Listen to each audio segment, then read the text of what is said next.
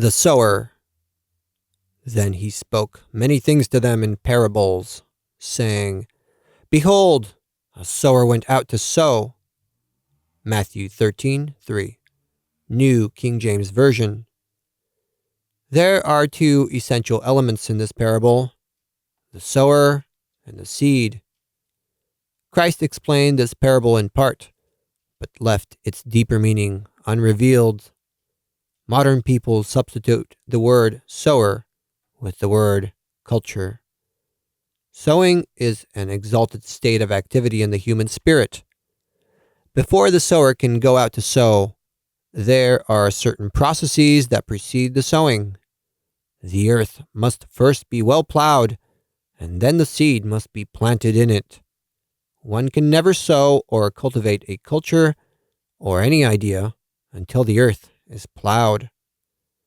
If you translate the word earth in its correct form, you will have a correct understanding of things. Earth, in this case, means man. And so, before the sower comes, they'll take the plow and the plowshare and turn over the earth. They'll dig through it, thereby destroying its original condition, its beauty. In modern terms, it will create a temporary anarchy. And I say that there is temporary anarchy in modern society where there is decadence. If you listen to contemporary moralists, they say there is a degeneration in the manners, customs, and morals within society. Why? Was society more morally superior in the past than it is now? Not in the least. You shouldn't be deceived by the outward appearance of things. If a young woman is most beautiful by the time she's 21 and then becomes ugly when she's 40 or 50, does that make her less cultured? Many times I find uglier people more cultured than beautiful ones. So to think that a society is cultured only because it seems to live in peace and harmony is delusional. Only 50% of this delusion is true. The beauty of the young woman is a manifestation of a preceding culture. When the young woman becomes most beautiful, it shows that she is now ripe and about to be married off, after which she will become ugly. It's the same with the fields. Consequently, beauty is a sign of a culture that has already ripened, is bearing fruit, and we rejoice in this culture. And the old people must be plowed anew.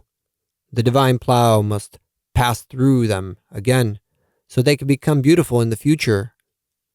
So, youth represents a culture that has reached its highest point of maturity and fruition, and old age represents a preparation for a future culture.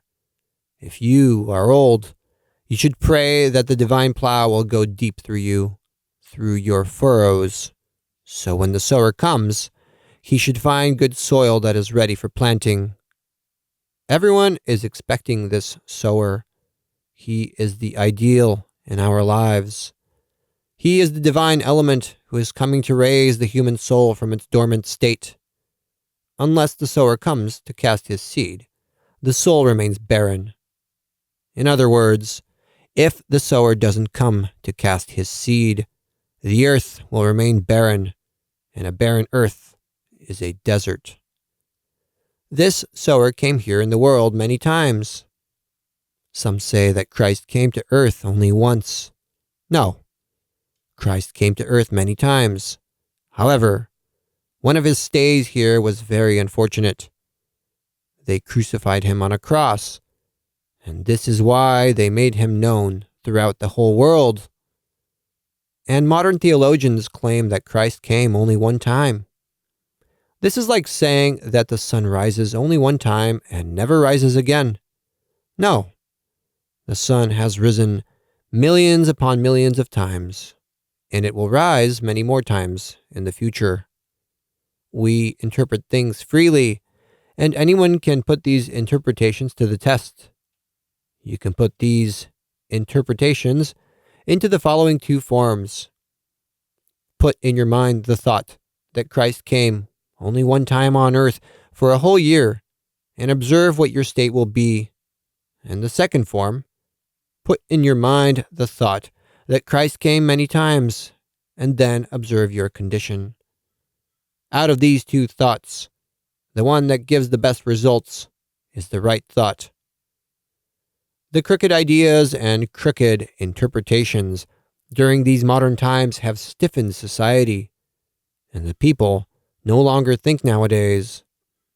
Just as they did in the past, they do the same today.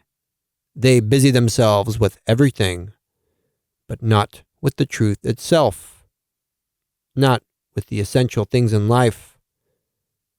The freedom of the human soul is what is essential in life.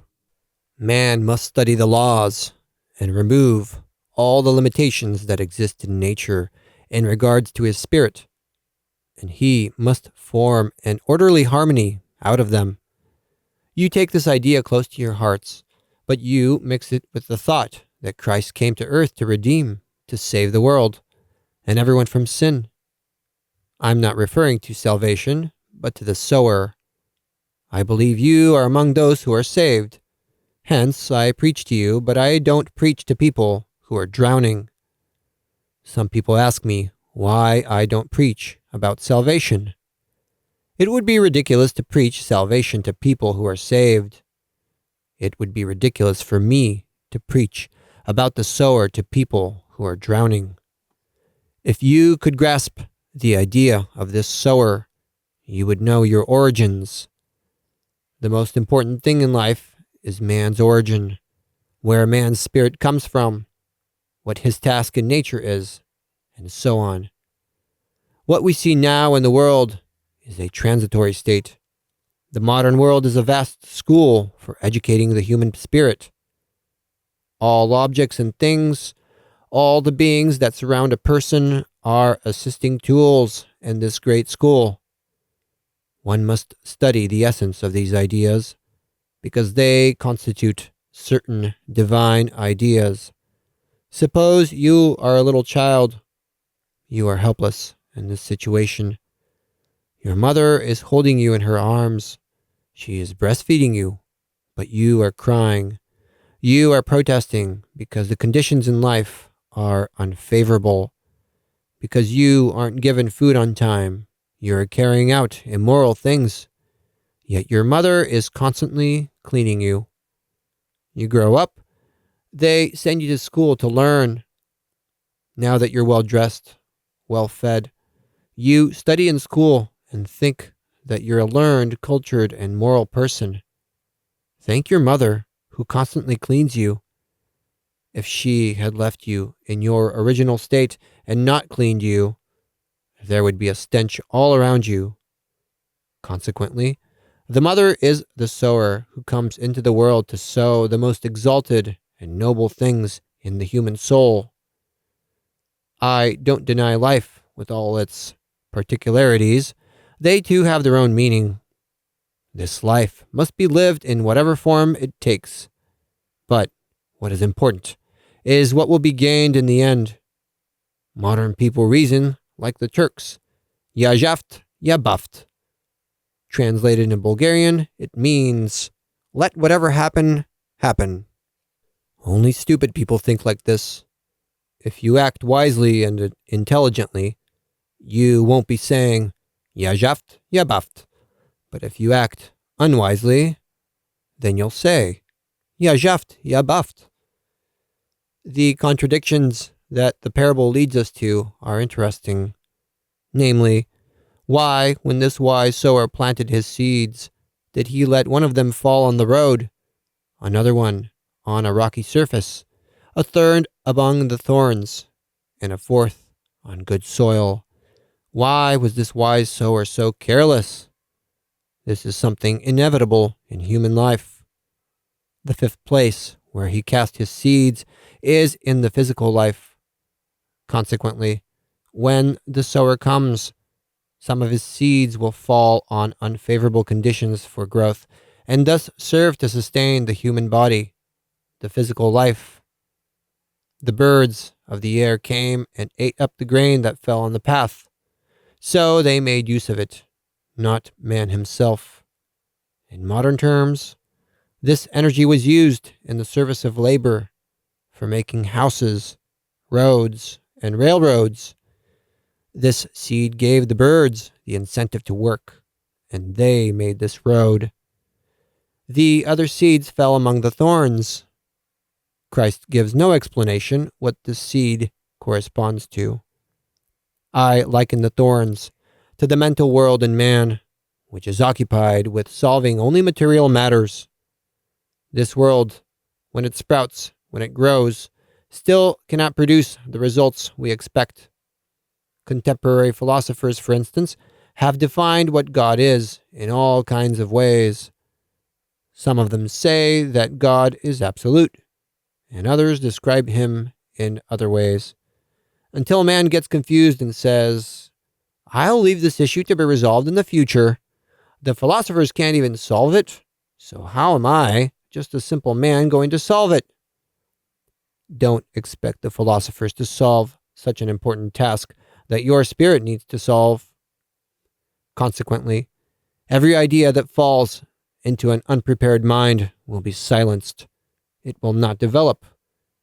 All lofty ideas must fall into a cultivated mind. Otherwise, they will yield the opposite results. What will arise from this idea when it goes into an unprepared mind?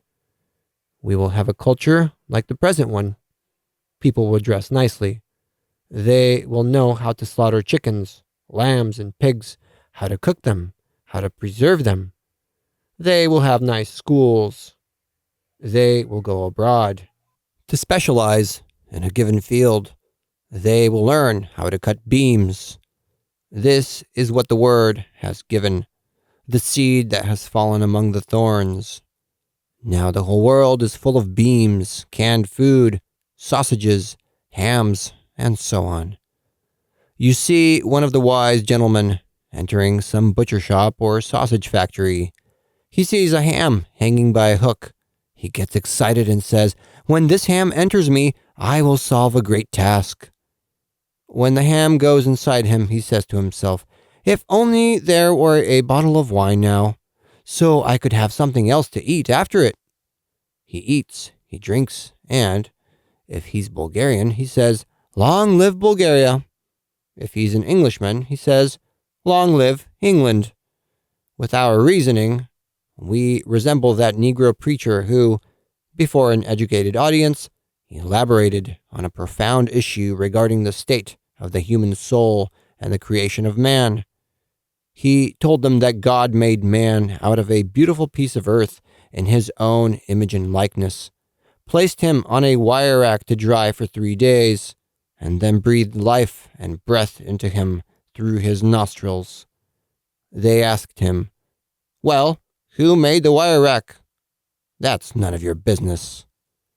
Nowadays, modern people explain how man evolved from a tiny microbe, how he ended up on Earth, how they left him to dry on the wire rack, and how he was brought to life. When asked about the laws that regulate such phenomena, they say, "That's none of your business. You have no way of knowing this." The reasoning stops there. And so the seed fell among the thorns, corresponding to the lower mental field. The third seeds fell on stony ground. I liken the soil to the human heart, that is, to the astral realm. The seed sprang up, but since it wasn't buried very deep, it soon dried up. It didn't have deep soil. This condition exists even now. I will give you an example. A company forms in modern society. The newspapers start writing, "The company, Spiritual Awakening, with such and such a program of activity, invites all Bulgarians to sign up as members, because Bulgaria will only be renewed by the principles of this company." They start bringing in their membership dues. There's a lot of fervent activity. However, hardly 2 or 3 years pass until this company awakens, only to fall back into a dormant state again. Another example, a young man wants to marry. He meets the family of a young woman. They invite him for a day, then two. He brings bouquets, presents, but at one point, he begins to withdraw. Why? Something seems to have gone wrong. I say, the seed fell on rocky ground, and the young man and woman seem to have started a company, a partnership, for the enlightenment of the Bulgarian people. The fourth seed fell on good soil and yielded 100, 60, and 30. The process here is the opposite. The number 100 indicates the best conditions in man's heart. The number 60, the higher realm of the mental world, and 30, the causal, or purely spiritual body of man. It is written in the Old Testament that the Lord will make a heart of flesh in man, and on it he will write his law, and they will know him, from the least to the greatest. This is a condition that people are going to experience now in the world. The new heart will not be made of flesh like the present one, which sins, but it will be made of matter taken from the angelic worlds. This heart will be of a precious nature. We know the present heart. The doctors cut into it many times. They studied it a lot, but its valves break down frequently. Heart palpitations appear in it, heart defects, and so on. The new heart will be alive. It will be an altar on which the divine fire will burn eternally, and on which the highest ideals of mankind will be brought forth. When the seed falls into such a heart, it will grow. And so one gave 100, another one 60, and a third 30. When you add up all the seeds, you get the number 190. When you shorten it, you will again get the number 10. That is, the seed, having passed through the three phases, will enter the purely divine world. And so in every idea, there must be a conscious aspiration. It must pass through 4 phases.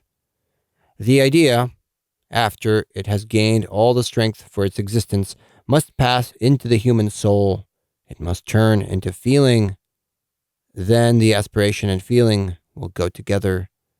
But this idea must not only be transformed into feeling, that is, it must be born in the consciousness, but it must also be transformed into power. It must enter the mind. It must take on a definite form, as a form of divine harmony. Finally, the idea must pass into the causal world. It must appear as a principle. I will make a comparison. At least 2 elements are needed for the development of any idea, and 2 elements are also needed for the development of any seed that is planted in the earth: soil to supply it with nourishment, and sunlight. In order for the fish to develop in their form, they need water. In order for birds to fly, to develop their ability, they need air.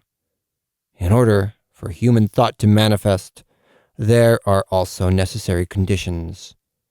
If we liken the fish to the human heart, then for them to manifest, their food is water, and water is the carrier of life. In order for man to manifest, he needs many more conditions than the fish and birds.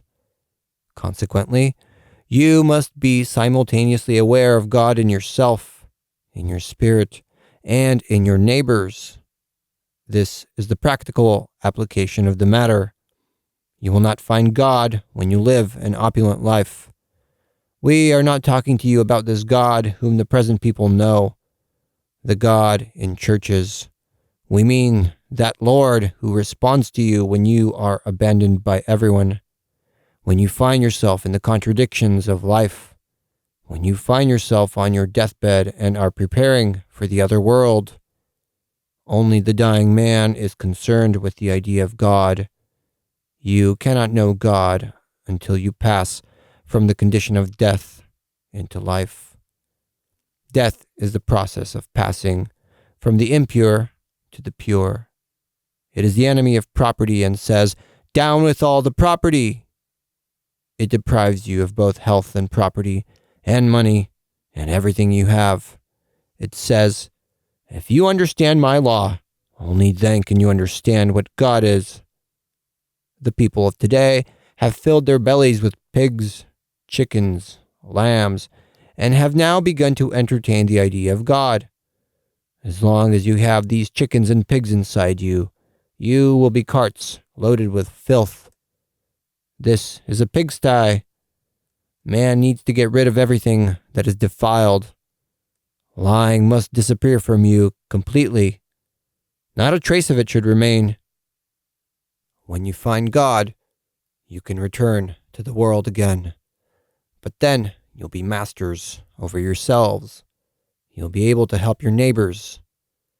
Many people come to me and say, "I have doubts about what you're saying." How can you not doubt? I know why you doubt, but I don't want to tell you about it. Suppose I'm a young man and you have a daughter, a young woman. I enter your house. I look at your daughter and your wife says, "Keep our daughter safe. This young man is watching her." The father starts talking to me. "Sir, we have to make a visit somewhere. Will you come with us?" Why do they invite me to go with them? So they can get me out of their house. When some rich man wants to count his money, he always does it alone. He doesn't want anyone around him. And this is what they call culture today. This sower is coming to remove all this. The birds will peck at the seeds that have fallen on the road. The seed that has fallen between the thorns will wither, and that which has fallen on stony ground will dry up. Why? All this precarious deceitfulness must disappear. Death will come and take it away. The second phase comes next, the phase of the seed that fell on good soil.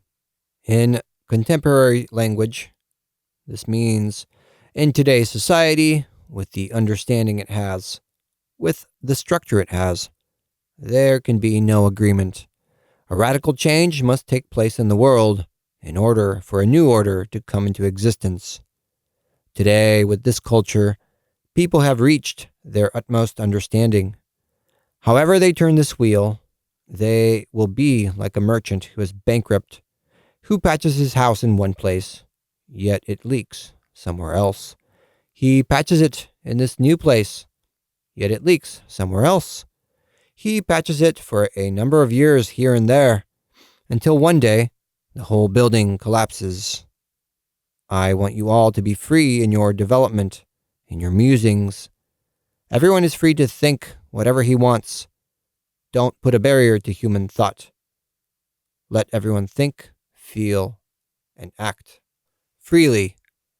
You should know that all action gives birth to counteraction, and that in the modern world, all contradictions are allowed. If you were a clairvoyant, you would see both good and evil in the world. You would see hell in one respect and heaven in another. Then both worlds would be visible to you, and you would understand why evil and good exist. All the contradictions in our lives are due to misunderstandings of the law. Take, for instance, a woman who says she loves the Lord, but one day the Lord comes to her and says, "Since you love me so much, I will do your husband a favor. I will take him with me. I will put him in a higher place." When her husband passes away, she begins to weep. She herself doesn't believe he went to the Lord, whom she loves. You love the Lord. He wants you to send him one of your sons or one of your daughters. When your son or daughter passes away, you constantly ask me, "Where is my son?"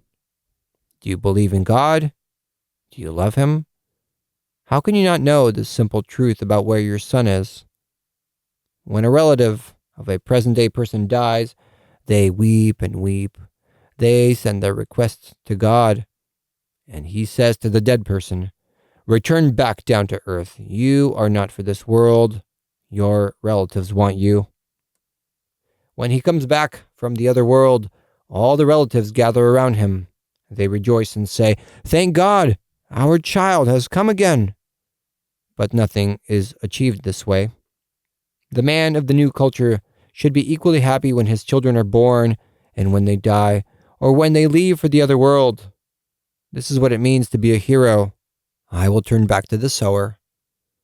Each one of you has specific tasks you want to accomplish. The tasks your spirit needs to accomplish are to attain freedom, knowledge, and wealth. Knowledge is power. Wealth represents conditions for development. I liken wealth to the soil and knowledge to natural forces that exist for the manifestation of the growing seed. Now I will turn to you, mothers. When you have a child, you take it in your arms, you lift it up, pat it, and say, "Danduri dundiri." You sing to it. May you grow up for your mama and become a wealthy merchant or a scholar, and so on. You bless your child so that he will become all these things, but you don't wish the most essential thing for him. When he becomes a merchant, he will learn to lie. When he becomes a scientist, he will discover various poisons and how to poison people. When he becomes strong, he will begin to abuse people. The mother knows her little dandiri dundiri, and then she wonders what became of the child, that she didn't expect this. This is the song she sang to him. This is what the child became. And she always pats him on his bottom. That's not the correct way to sow. The mother should not put her hand on the child's bottom, but on his head, and say, "Mommy's little one, may the greatest powers spring up in you, so you can become a light for mankind, and from this light your brothers will grow." The mother must also put her hand on the child's chest.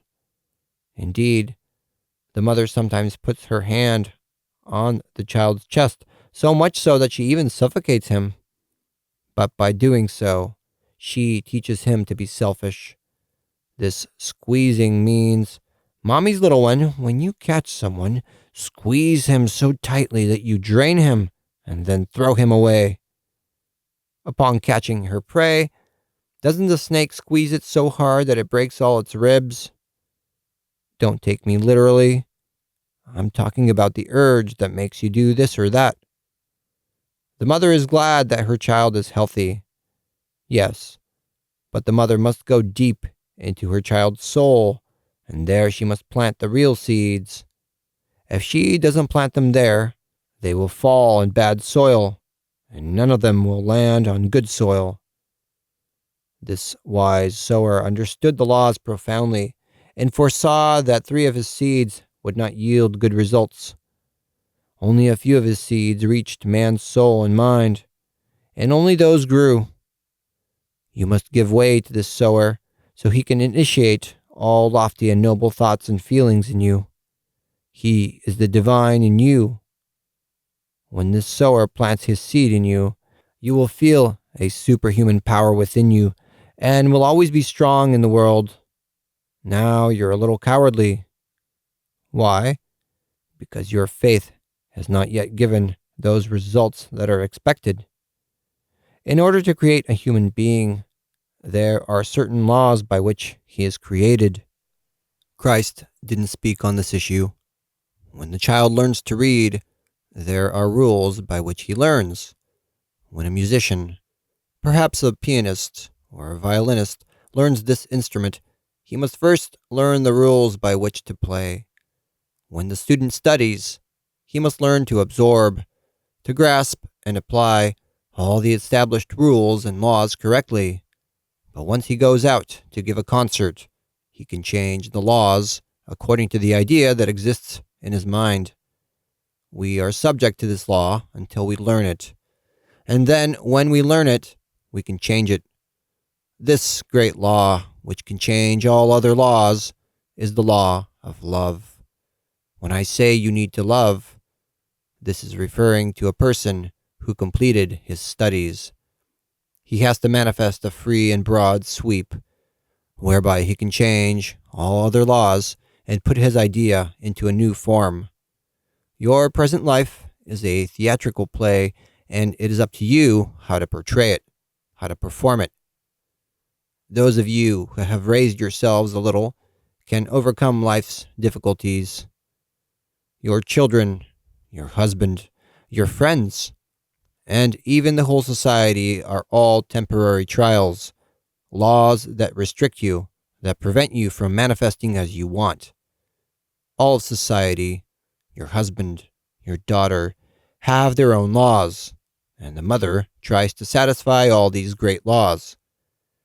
The mother must be upright regarding the law of love, and she must know how to transform the other laws. Modern society cannot repair itself until it understands the inner laws and desires, because what 100 people can do, one person can destroy if he is not in agreement with them. Someone comes among you with ambitions to achieve something. He starts an intrigue and destroys everything. You need to know how to deal with uninvited guests. The uninvited guest is the devil. He always comes uninvited. By the word devil, I understand our false notions about things. You delude yourselves about many things. Someone comes to you and does you a favor by giving you money, his property, and his house, and you consider him your benefactor. This man is not yet your benefactor. There are two kinds of deeds by which you can judge which person is a true benefactor. You walk down the road carrying 10,000 leva in your coin pouch. Some robber meets you and stops you. Give the money right away. He robs you and lets you walk away with nothing. As you continue your walk, another robber meets you. He pulls out a revolver in front of you and says, "Give me your coin pouch right away." "I have no money." "Give me your coin pouch." You give it. He fills it for you and says, "Now go." Both one and the other say, "Give me your coin pouch." However, one of them empties it and the other one fills it.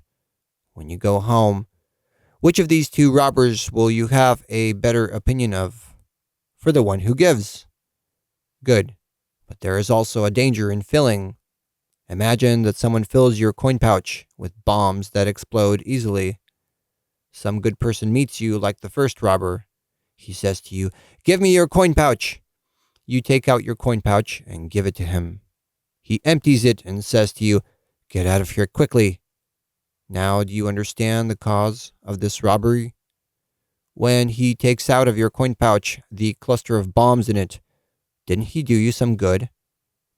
There are cases when someone gives you money, wealth, but that is a curse for you. I wouldn't want to be made the heir of someone's wealth, which was acquired by criminal means. Upon dying, a wealthy Englishman in Africa wanted to make his nephew the inheritor of all his wealth, valued at around 360 million leva. His nephew said, "No, I don't want to become the inheritor of such wealth." Everyone took him for a fool when they heard him refuse such wealth, and all the Bulgarians would also think he's a fool. Yes, but this man had ideas.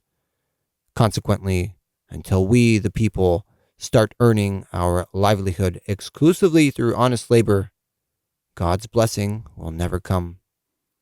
I would prefer to enter a house, no matter how poor it may be, but knowing that everything there was acquired with honest labor, rather than enter some wealthy household where everything was acquired on the backs and tears of others. If we all gave up dishonest gains, we would soon repair the world. You will say, "Let us spend this stolen money for the sake of the Lord." God does not need stolen houses and stolen money. The only thing God needs are people with noble thoughts and noble hearts who are willing to sacrifice themselves.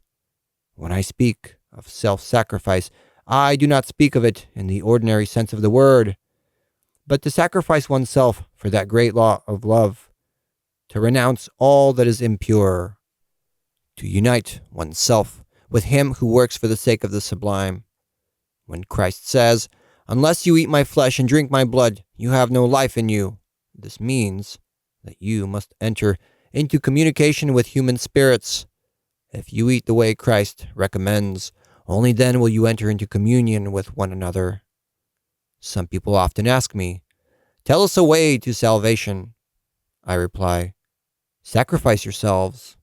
"Well, how? To remove ourselves from the world?" No, don't remove yourselves from the world, because there are many things in the world, both noble and ignoble, essential and unessential things. So there's a lot to study in the world. Make use of the noble things in the world. I'm not saying that the whole society is corrupt, but there are many habits, many customs and practices that are absolutely immoral. This sower is coming to earth now to sow the new seed in life. In this new seed, all people must be joyful and cheerful. It is a heroic thing to start singing and thanking God when they rob you, as they do with the current millionaires. And when you don't even have $5 left in your pocket, to start singing and thanking God. You must have the heroism of the saint from Alexandria.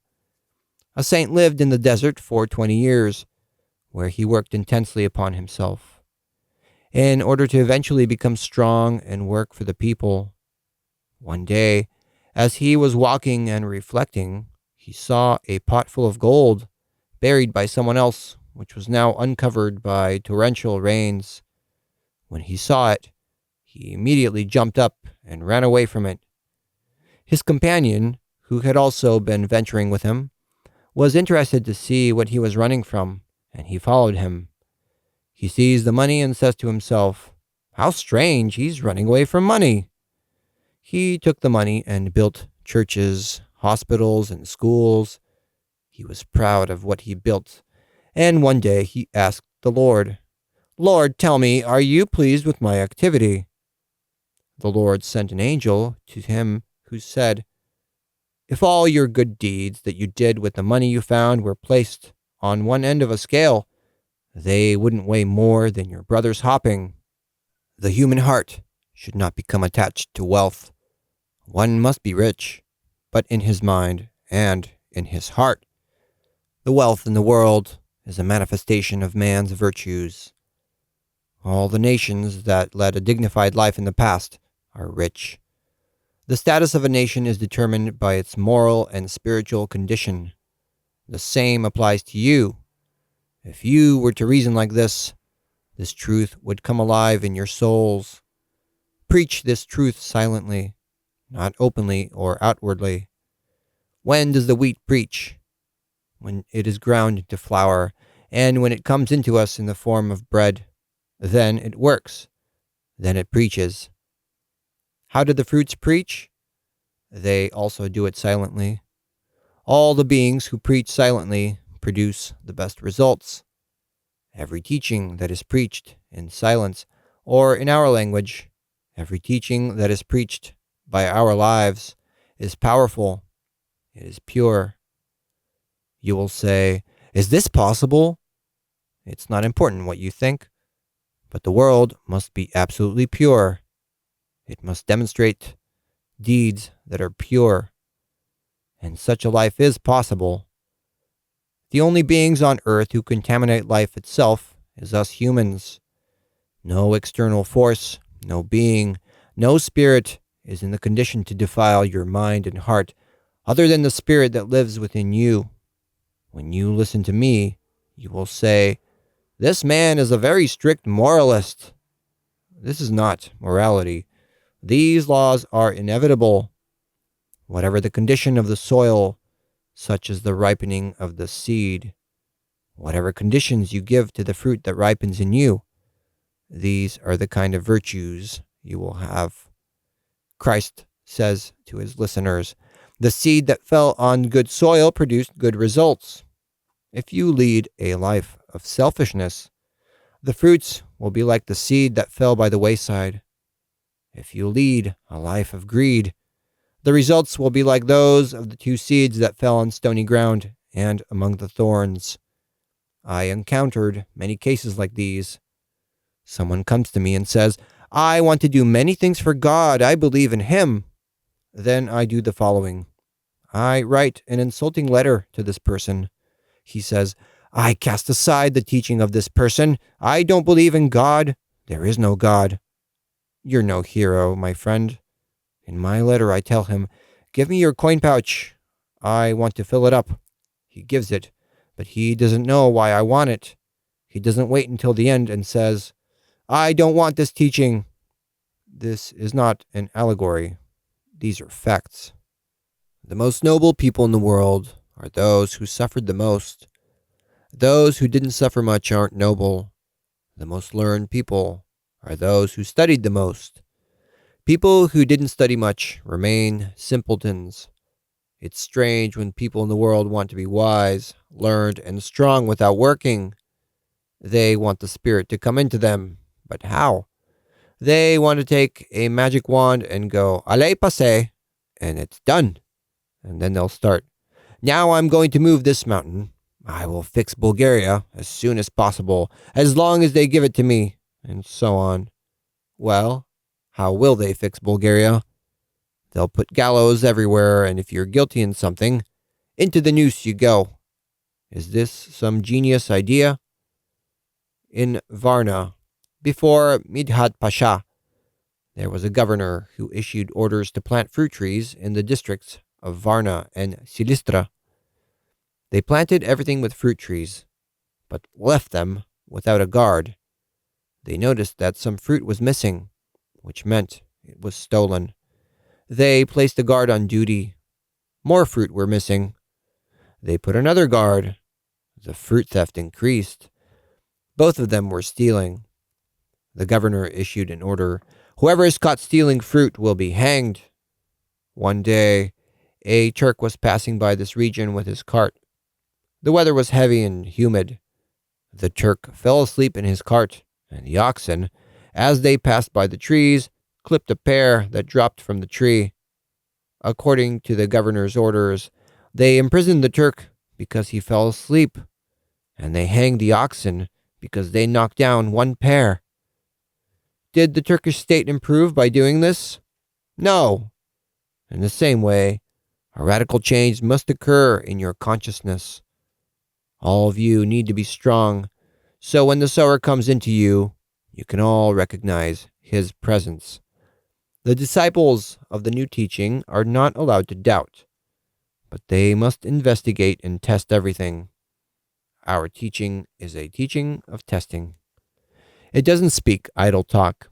It doesn't deal with questions whether there is a God or not, whether there's a soul or not, or even whether the world will improve or not. We know absolutely and positively that there is a God, that there is a soul, that the world is set in order, and that modern people do not improve because of their stubbornness. Some will say, this is only a claim. No, this is only an expression. It doesn't prove anything.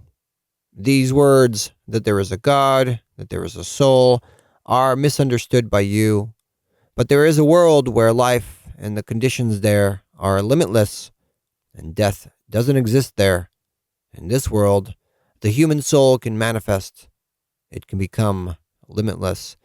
It can acquire immortality. If you go to this world, you will see that everything there flows like music.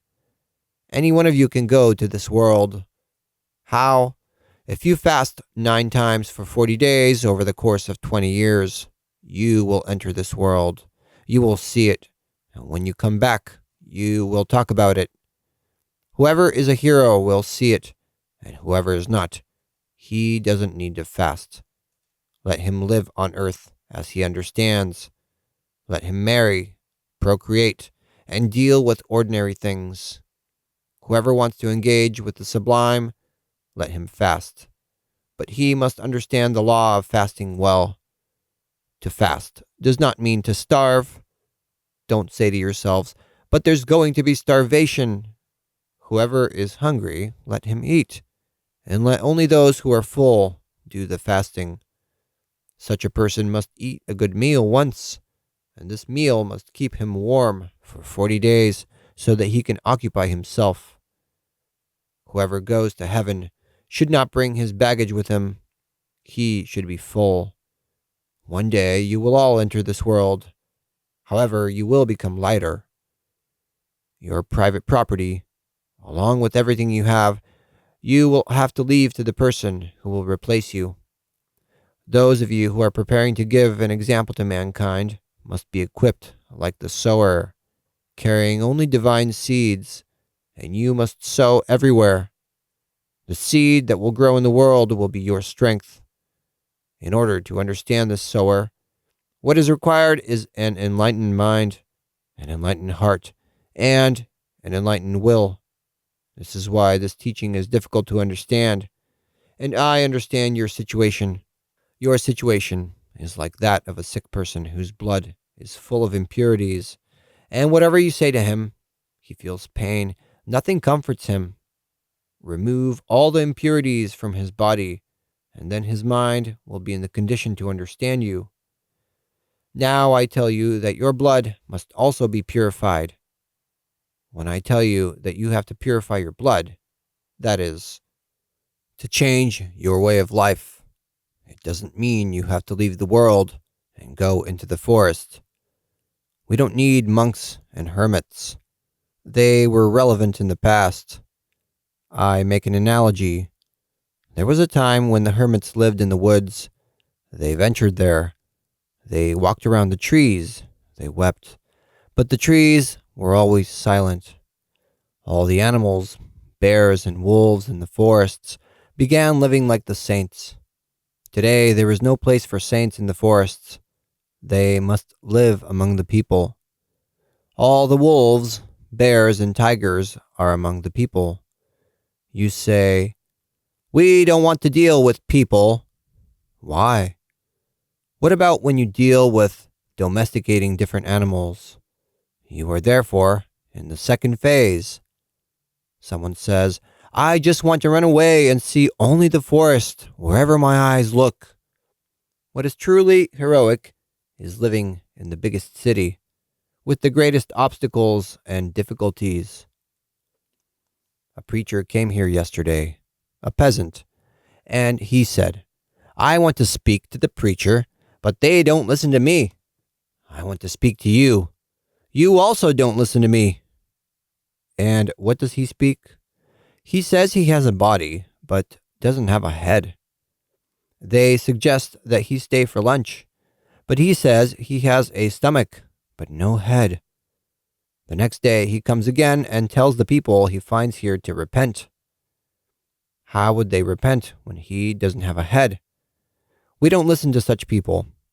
He said there was only one other woman, as well as himself, whom the people needed to listen to. These are conceited people whose conceit can be seen through their pants. We don't need such people. We must serve the intelligent life, and we must commit to the intelligence of our attempts in testing. Lies, as well as any kind of exaggeration, are not allowed within us. I know many religious people who say they are chosen. Which one of you is chosen? Do you have a head? The head means wisdom. When this man says he has a body but no head, it means he has a physical life but no wisdom. He asks me why he suffers. I tell him, when you sin, of course you'll suffer. He looked at me, then turned to the east, bowed down once, then turned to the south, to the west, bowed down again, kissed the ground, and left. Some will say the spirit lives in him. What spirit? A stupid spirit who has no head, who has no convictions? A soul lives in him who didn't live a good life, and now, having entered this body, is proud and today says, "Listen to me." How can we listen to him when he has no head? There's only one intelligent sower in the world, and it's God. There is only one principle in the world that permeates all space, all human souls, and is not found in one particular form, in one person, but is everywhere, and it's God. Christ says, I did not come into the world to do my will, but the will of him who sent me. And he is the great, the invisible, the entirety of heaven. By heaven, Christ means the boundless, which encompasses everything. When the Spirit comes into you, you will not say that you have no head, that you have no soul, and so on. I saw another man in Deunov. He told me that he had no heart, that he wanted to become a bird. Where is his heart? What will the worldly people think of the religious when they hear that one of them has no head, another one has no heart, another one has no stomach, and so on? They will say, religious people are crazy.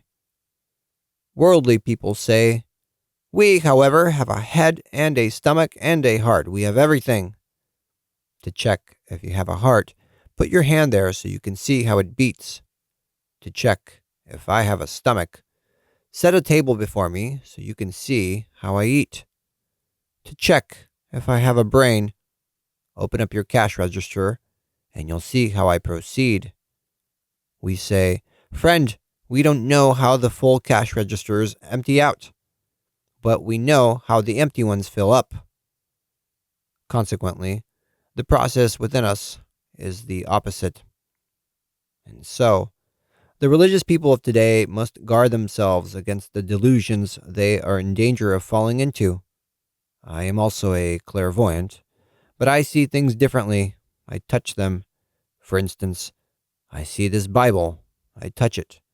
The senses are so strongly developed in me that I touch things that others cannot touch. I experiment with them. Sometimes someone comes to me and I see that he doesn't come alone, but 10 other people come with him. They start lining up one after the other, talking to me.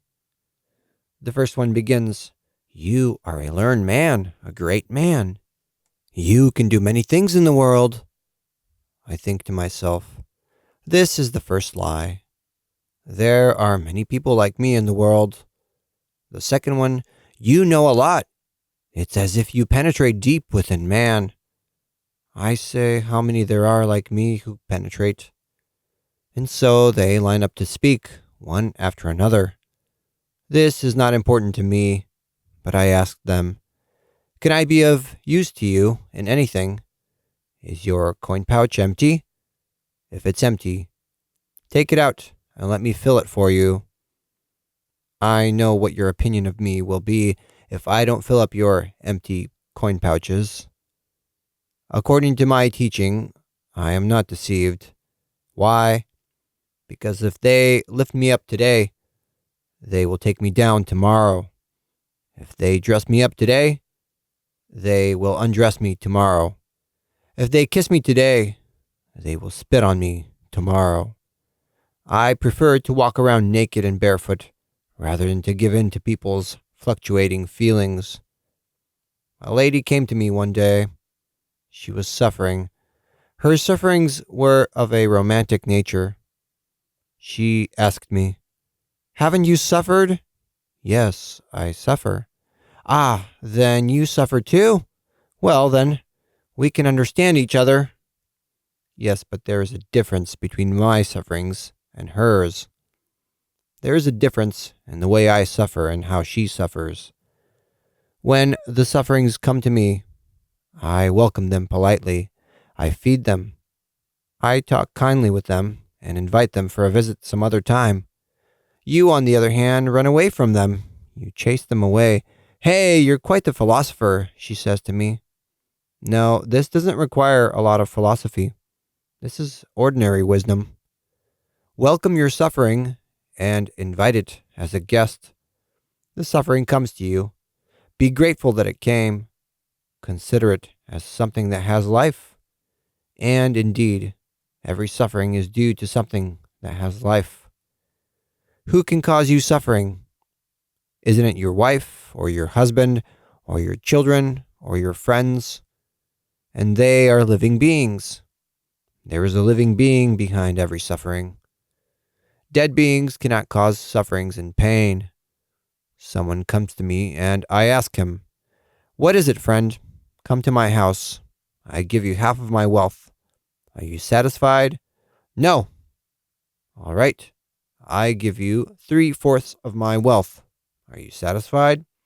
"Yes." "Goodbye then. I leave you as my inheritor."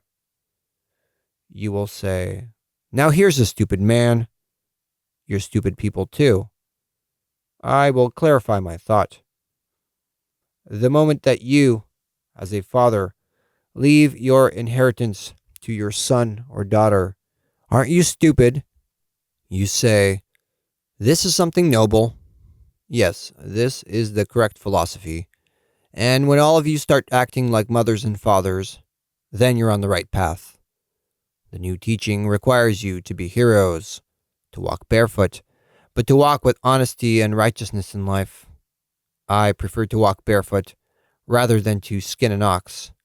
I prefer to go hungry rather than take the life of a chicken that doesn't want to sacrifice itself and thereby cause suffering for it. This is what it means for us to do great things. It means that the sower of the new seed has come into us. But what happens in the world? One person creates something and another destroys it. That's what they're trying to do with me. I build while others want to destroy, but they can't. Even if the whole world tries to destroy it, it won't be able to. One would be more likely to break one's head than to destroy this great divine teaching. It is being sown everywhere. It is being talked about in all strata of society. And how much more will you see in the next 10 years? I won't tell you what there is to see. I will tell you as the Turks say, and whoever enters within will repent, and whoever does not enter within will repent again. It's the same with you. Whoever came into the world will repent, and whoever didn't will also repent. Free yourselves from delusions, from all bonds. Place the sublime, the divine, as your foundation. Accept Christ's seed within you, which is alive and which was sown by Christ 2,000 years ago. Some of his seeds fell into the church and didn't sprout. I marvel at modern churches that they think they understand Christ's teachings. People who perform conscripted labor understand this teaching better. In England, people are understood that there should be no private property, but everything should be owned in common. So Christ's words, which were not understood by the priests, were understood by people who are far from Christ.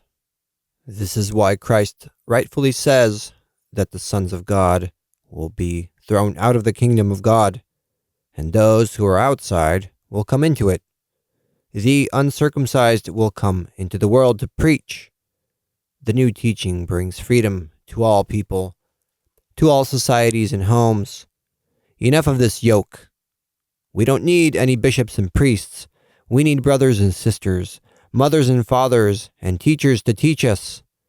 I would like all of you to be fathers and mothers, brothers and sisters, teachers, and to free your spirit from bondage. This is what the great teaching preaches. You ask me, well, what should we be then?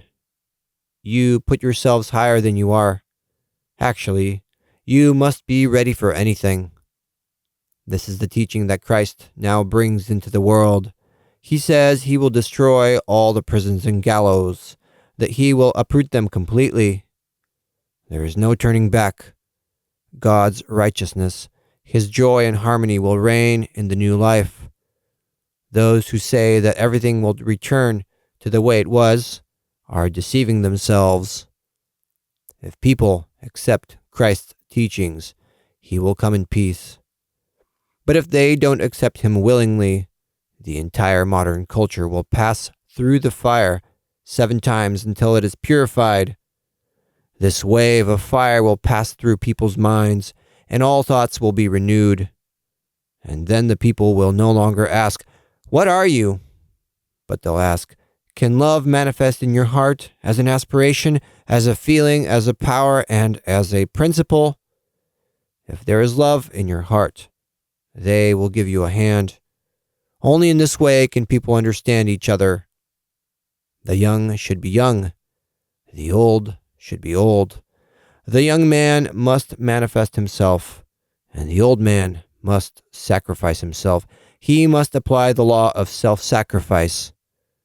The young should bear the future, and the old should prepare the soil for the new culture. So when I say that the future belongs to the young, it is because they are the ones who carry the seeds of the future, and the old are the soil for those seeds. Consequently, in the new culture, both the old and the young will be 30 years old. In the new culture, there won't be people with white heads. There won't be old people. Hair turns white from people's opposition in life. We are experiencing an unnatural life. We worry. We think we did many things, but we actually did nothing. Sometimes we think we are like Christ. We should ask ourselves the question, can we carry our cross like Christ? Christ says, "Take up your cross and walk with me." You say, "But let me get on a cart." No, no. When they carry their crosses, all the youths and elders should sing and rejoice. What do people do today? They put their cross on their chest, their hands on their belly, and go out into life proudly. Man must have a cross in his mind, heart, will, and his freedom. Why did Christ die? So he could free people from sin. Carry this thought in your mind, and do not ask whether Christ will come. Christ is already in the world. Take up your crosses and say, "We are ready." Some say, "We're ready for everything." If they call you today to work for Christ, it's questionable how many of those who declare they are ready will endure. And if all of you give up, it doesn't matter to me. I will do all your work for you. I am as strong as all of you together. I will dig, I will plow, I will sow, and then I will call you to me.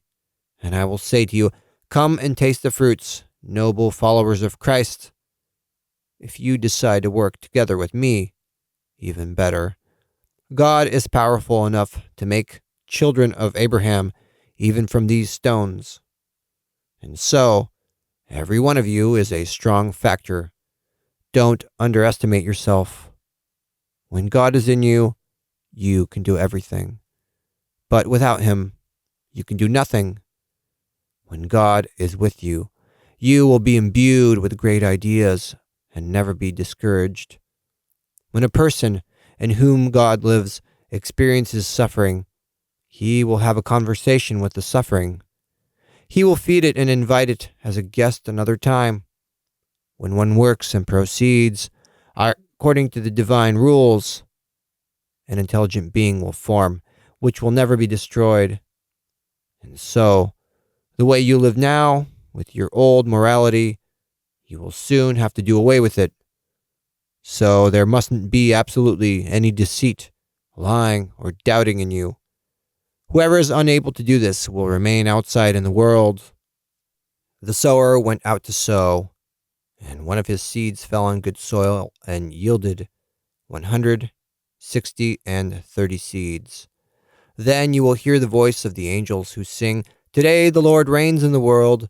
Come and inherit the kingdom of God, which has been prepared for you since the beginning." Lecture held on the 27th of March, 1921.